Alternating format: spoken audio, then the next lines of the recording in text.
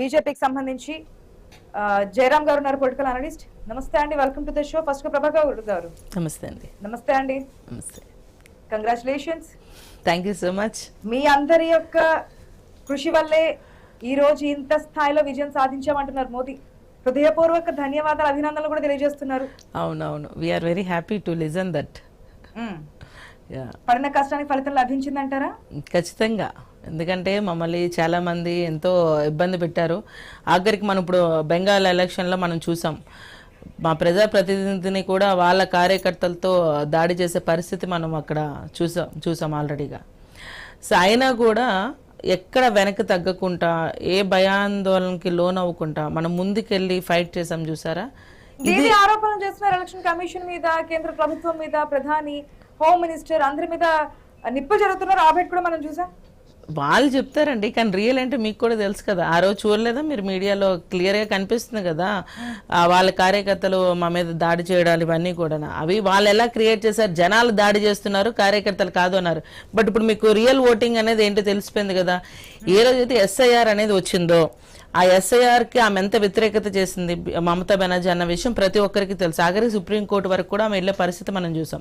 కానీ ఆ ఎస్ఐఆర్ వల్ల ఈరోజు 90 లక్షలు, almost more than 90 lakhs voting అనేది దొంగ ఓట్లు. ఆఖరికి చనిపోయిన మనుషుల ఓట్లు కూడా వాళ్ళు ఇంతకాలం ఈ లాస్ట్ 3 టర్ములు ఆమె సీఎంగా చేసినప్పుడు ఆమె వాడుకుంది ఈ ఓట్లని. సో ఈ ఓట్లను వాడుకొని ఆమె ఈ రోజున గద్దెనెక్కి కూర్చుంది. సో ప్రజలు ఎంతకాలం చూస్తారు? ఎందుకంటే ఇప్పుడు బెంగాల్లో మనకి ఏమవుతుందంటే హ్యూమన్ ట్రాఫికింగ్ అనేది చాలా ఎక్కువ జరగడం అనేది జరిగింది. So even national crime records బ్యూరోలో కూడా ఏదైతే ప్రభాకర్ గారు ఇప్పటి వరకు మీరు ఏదైతే అధికార పార్టీ అయినటువంటి టీఎంసీ మీద అనేక విమర్శలు చేశారు, ఇప్పుడు మీరు అధికారంలోకి వచ్చారు కాబట్టి అవన్నీ కూడా క్లారిటీగా, అంటే ఎక్కడికక్కడ సమస్యల్ని లేకుండా బోర్డర్ ఫెన్సింగ్ వల్ల, బోర్డర్ లో ఫెన్సింగ్ లేకపోవడం వల్ల చాలా అక్రమ చొరబాట్లు వాళ్ళు వస్తున్నారు. రావడం వల్ల హ్యూమన్ ట్రాఫికింగ్ గానీ, అక్రమంగా మైనింగ్ గానీ, బొగ్గు గానీ ఇలాంటి వ్యవహారాలు జరుగుతున్నాయి. కాబట్టి విత్ ఇన్ 45 days లో మేము బోర్డర్ ఫెన్సింగ్ అనేది వేయడం జరుగుతుంది. ఇప్పుడు నెక్స్ట్ మేము ఏదైతే చెప్పామో రూల్ ఆఫ్ లా, ఈ బొగ్గుకి ఇసుక్కి కూడా అక్రమంగా జరగకుండా ఉండడానికి ఆ రూల్ ఆఫ్ లా అనే చట్టాన్ని కూడా మేము పెట్టబోతున్నాం. నెక్స్ట్ సోనార్ బంగ్లా, మీకు తెలిసిందే, రీఇండస్ట్రియలైజేషన్. 100 ఎకరాలు సింగూరులో 100 ఎకరాలు ఇండస్ట్రియల్ పార్క్, అతిపెద్ద ఇండస్ట్రియల్ పార్క్ అనేది మేము పెట్టబోతున్నాం. అందులో 50 acres ఎంఎస్ఎంఈకి మనం ఆపర్చునిటీ ఇస్తున్నాం. సో దీనివల్ల ఏమవుతుందంటే ఆల్మోస్ట్ మనం ఏదైతే మేము ప్రామిస్ చేసామో 10 million జాబ్స్ అనేది వచ్చే అవకాశం పరిస్థితి మనం చూస్తాం. అంతేకాకుండా ఎయిమ్స్, ఐఐటి, ఐఐఎం, వైద్య సంస్థలు కూడా, ఇన్స్టిట్యూషన్స్ కూడా ఈ రోజున వస్తాయి. ఇవన్నీ కూడా యువత భవిష్యత్తు కోసం కాబట్టి మోదీ మాట్లాడుతున్నారు. డబుల్ ఇంజన్ సర్కార్ ఇప్పుడు పశ్చిమ బెంగాల్లో కూడా వికసించింది అని. ఎగ్జాక్ట్లీ, మీరు అస్సామే మనకి ఎగ్జాంపుల్ అండి. ఇప్పుడు డబుల్ ఇంజన్ సర్కార్ ఉంది కాబట్టి అక్కడ రోడ్ల కోసం 30,000 కోట్లు కావాలంటే ఇమీడియట్ గా ఫండ్ తెచ్చుకోగలిగాం. అది ఎట్లాగా? ఇదే నాకు డౌట్ వస్తోంది. దేశానికి ప్రధాని కదా, ఓన్లీ డబుల్ ఇంజన్ సర్కార్ ఎక్కువ ప్రాధాన్యత, ప్రయారిటీ. వై అంటే మీకు ఎగ్జాంపుల్ ఒకటే చెప్తాను. ఇప్పుడు మన తెలంగాణలో రీసెంట్ ఇష్యూస్ కొన్ని జరిగినాయి. ఎగ్జాంపుల్ అది రైతులకు సంబంధించిన ఇష్యూ. ఎంఎస్పి అనేది సెంట్రల్ గవర్నమెంట్ మంచిగా ఇస్తుంది. ఈవెన్ డైరెక్ట్ బెనిఫిట్ ట్రాన్స్ఫర్ కూడా మేమే ఇంట్రడ్యూస్ చేస్తాం. అంతకుముందు ఉన్న యూపీఏ గవర్నమెంట్ ఇవ్వలేదు. సరే, మేము ఇచ్చిన తర్వాత ఈ రోజున ఆ బెనిఫిట్ అందుకోవడానికి, లైక్ ఏదైతే మేము ఎంఎస్పి ఇచ్చామో ఆ బెనిఫిట్ అందుకోవడానికి కిందన ప్రొక్యూర్మెంట్ సెంటర్స్ స్టేట్ వాళ్ళు ఏర్పాటు చేయాలి. ఆ సెంటర్లు ఎక్కడైనా ఏర్పాటు చేశారు? ఎక్కువగా లేదు. సో దానివల్ల రైతులు బయటకు వచ్చి నినాదాలు చేస్తున్నారు. వాళ్ళ ఏదైతే వరి ఇవన్నీ వాళ్ళు పండించారో అవన్నీ కూడా పాడయ్యే పరిస్థితి ఈరోజు మనం చూస్తున్నాం. అంటే ఇక్కడ ప్రొక్యూర్మెంట్ సెంటర్స్ వాళ్ళు పెట్టకపోగా, ప్లస్ దానికి సంబంధించిన ఎక్విప్మెంట్స్, తూకాలు ఇలాంటివి ఉంటాయి కదా, అవన్నీ కూడా ఏమీ కూడా ఏర్పాటు చేయలేని పరిస్థితి మనం ఈరోజు చూస్తున్నాం. అంటే ఎందుకు ఇది ఎగ్జాంపుల్ చెప్పానంటే, సెంట్రల్ గవర్నమెంట్, స్టేట్ గవర్నమెంట్ కలిసి పనిచేస్తే డెవలప్మెంట్ అనేది ముందుకెళ్తుంది. వీళ్ళు ఇలా స్టేట్ గవర్నమెంట్ ఏం చేసింది, సెంట్రల్ గవర్నమెంట్ కి ఎక్కడ మంచి పేరు వస్తుంది అన్న ఆలోచనతో వీళ్ళు రైతుల్ని ఇబ్బంది పెట్టే పరిస్థితి మనం ఈ రోజు. మీరు చెప్పే పాయింట్ ఒకటి ఓకే, దాని ప్రకారం ఎందుకంటే కేంద్ర రాష్ట్ర ప్రభుత్వాలు రెండు కూడా మనకి 2 పట్టాల రైలు పట్టాల ముందుకెళ్తే డెవలప్మెంట్ ఉంటుంది కాబట్టి డబుల్ ఇంజన్ సర్కార్ వస్తే కనుక మంచి జరుగుతుందని మీ పాయింట్.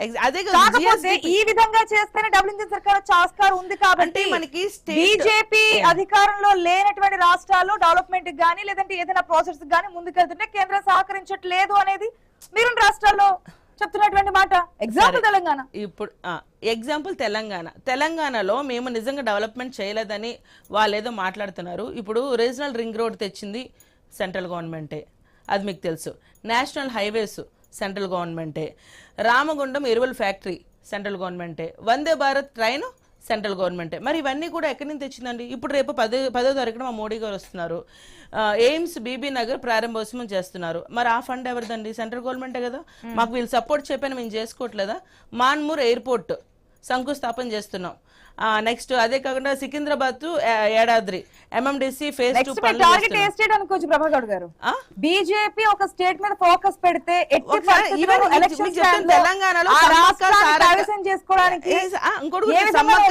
అదే సమ్మక్క సారక్కల్ ట్రైబల్ యూనివర్సిటీ కూడా మేమే పెడుతున్నాం. అంటే ఇవి మాకు ఇక్కడ స్టేట్ మాకు సపోర్ట్ చేయకపోయినా కూడా మేము ఎందుకు చేస్తున్నాం?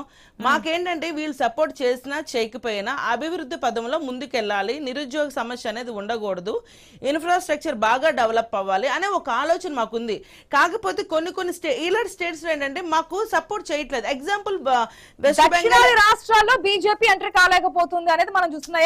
ఎంటర్ కాదండి, మా స్కీమ్స్ అక్కడ వాడనివ్వట్లేదు. ఇప్పుడు ఎగ్జాంపుల్ మమతా బెనర్జీ చూద్దాం. ఇప్పుడు లాస్ట్ ఆమె ఏం చేసింది? ఆయుష్మాన్ భారత్ కింద మేము 5 లక్షలు మేము కార్డు అనేది పెడితే ఆమె స్వస్తిక్ సాది కార్డు అని పెట్టి వాటి ద్వారా మీరు హాస్పిటల్స్కి వెళ్ళండి అంటే ప్రైవేట్ హాస్పిటల్స్ లోని ఆ కార్డు తీసుకునే పరిస్థితి కాదు ఈ రోజున. సో అక్కడ ఆల్మోస్ట్ ఆల్ సెంట్రల్ స్కీమ్స్ ఏదైతే పిఎం కిసాన్ అవనియండి, ముద్రా యోజన అవనియండి, ఉజ్వల యోజన అవనియండి, ఇవన్నీ కూడా ఆమె బ్లాక్ చేసింది. ఆమె ప్రజల వరకు వెళ్ళనివ్వకుండా చేసింది. ఆమె ఏం చేసింది? 1000 రూపాయలు మహిళా సాధికారత అని చెప్పి మాట్లాడింది. మరి ఈ రోజున మరి ఆ 1000 రూపాయలు మహిళా సాధికారత ఎంతవరకు ఉపయోగపడుతుంది చెప్పండి?